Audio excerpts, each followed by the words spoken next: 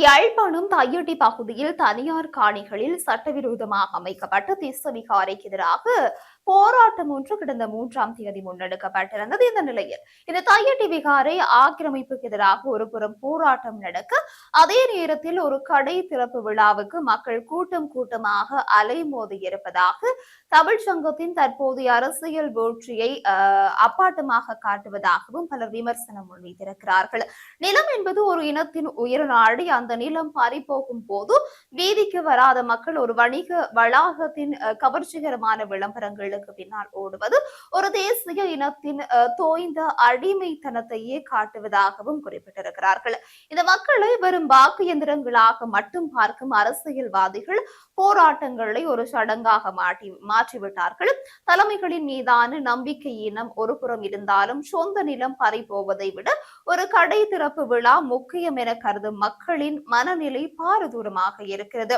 இந்த சம்பவம் எதிரியின் ஆக்கிரமிப்பை விட நம் இனத்தின் உணர்ச்சியற்ற நிலையை தான் உறக்க சொல்கிறது என்பதில் எந்த விதமான மாற்று கருத்தும் இல்லை.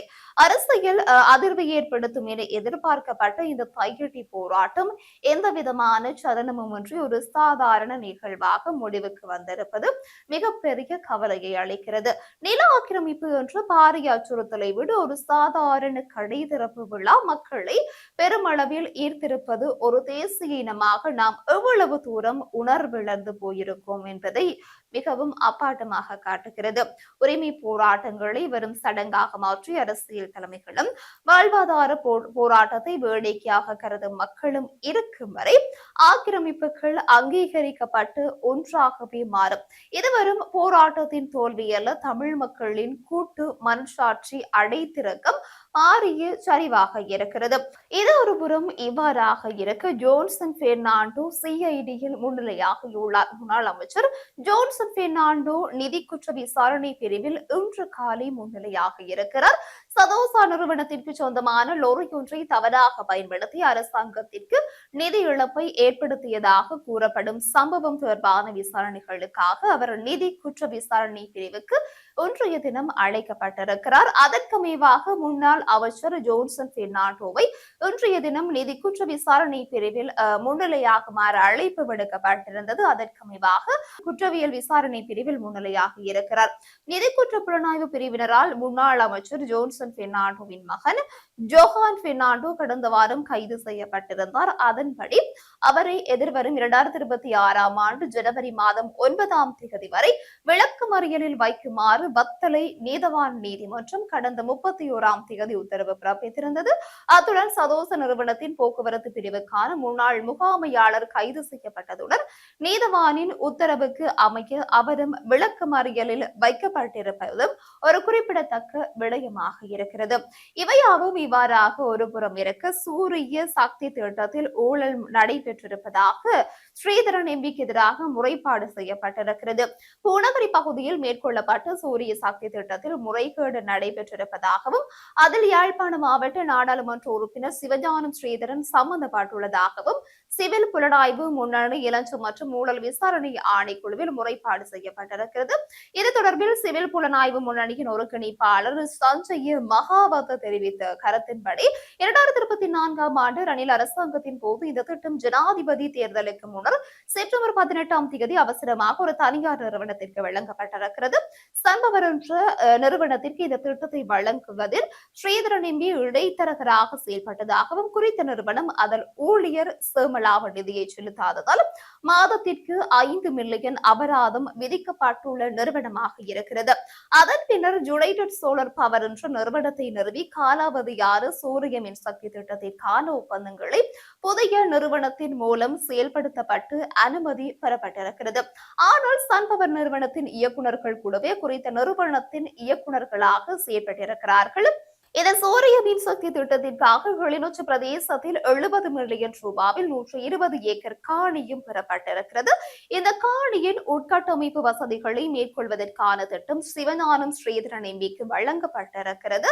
அதற்காக 40 மில்லியன் ரூபாய் அவரின் தனிப்பட்ட வங்கி கணக்கிற்கு வரவு வைக்கப்பட்டதோடு 30 மில்லியன் ரூபாய் அவரின் மகன் ஸ்ரீதரன் சாரங்கனின் தனிப்பட்ட வங்கி கணக்கிற்கும் வைப்பிலிடப்பட்டுள்ளதாக தெரிய வந்திருக்கிறது. இது தொடர்பில் விசாரணைகளை நடத்த கோரிக்கை முறைப்பாடு செய்யப்பட்டுள்ளதாகவும் அவர் ஒரு கருத்தை முன்வைத்திருக்கிறார். இது தொடர்பில் முழுமையான விவரங்களை அர்ஜுனா எம்பி நாடாளுமன்றத்தில் தெரிவித்திருப்பதாகவும், ஆனால் இளஞ்சம் மற்றும் ஊழல் விசாரணை ஆணைக்குழுவில் நாங்களே முறைப்பாடு செய்துள்ளோம் எனவும் குறிப்பிடப்பட்டிருக்கிறது. இது இவ்வாறாக ஒரு புறம் இருக்கு, இலங்கையில் ஊழியர் சேபலாப நிதி பங்களிப்பை சரியாக செலுத்தாத நிறுவனங்களுக்கு எதிராக நடவடிக்கைகளை தீவிரப்படுத்தியுள்ளதாக தொழில் அமைச்சர் அறிவித்திருக்கிறது. இதற்காக தொழிலாளர் திணைக்களத்தின் இணையவழி முறைப்பாட்டு முகாமைத்துவ அமைப்பு பலப்படுத்தப்பட்டுள்ளதாகவும் தொழில் அமைச்சின் செயலாளர் SC வியதிச குறிப்பிட்டிருக்கிறார். இதன்படி ஊழியர்கள் தற்போது தொழிலாளர்கள் திணைக்களத்தின் அதிகாரப்பூர்வ இணையதளம் வாயிலாக நேரடியாக முறைப்பாடுகளை பதிவு செய்ய என்றும் அறிவிக்கப்பட்டிருக்கிறது.